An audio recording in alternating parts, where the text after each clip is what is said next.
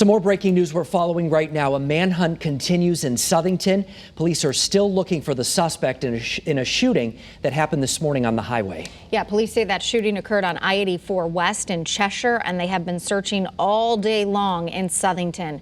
Channel 3 Eyewitness News reporter Mike Savino is live now from Southington with the very latest. Mike, what are you learning? Well, Mark and Aaron, the only description that we've been able to get from police on that suspect is that he is an adult male. And of course, as you mentioned, he remains at large. Beyond that, police still have a lot of questions about what happened, and some of those may not be answered until they're able to locate or at least identify their suspect. Now, here is what we do know. This all started this morning around 2:13 a.m. State police were called to I-84 in Cheshire near the Waterbury town line for a report of a shooting. They arrived to find a victim with a gunshot wound in the car.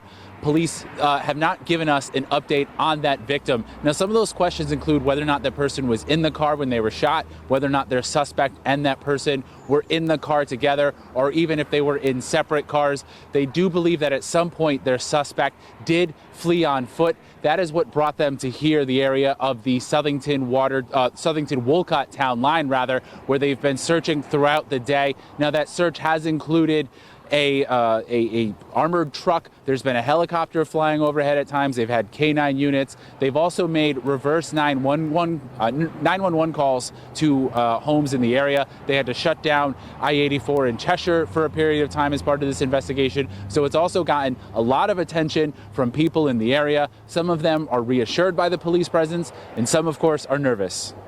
We're going to be combing through the area. We've deployed all of our available resources to the area. I just did the usual, made sure everything was locked down, and that was it.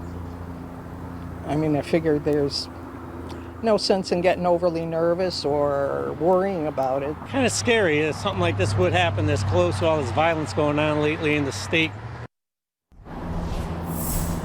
And state police just tweeted out about a half an hour or so ago, reiterating that this search is still ongoing. They say that the public does not need to feel in danger, but they do ask that if you see or anything or anyone suspicious, particularly in this area around the Rogers Orchards, that you call 911 immediately. Live from Southington, Mike Savino, Channel 3 Eyewitness News.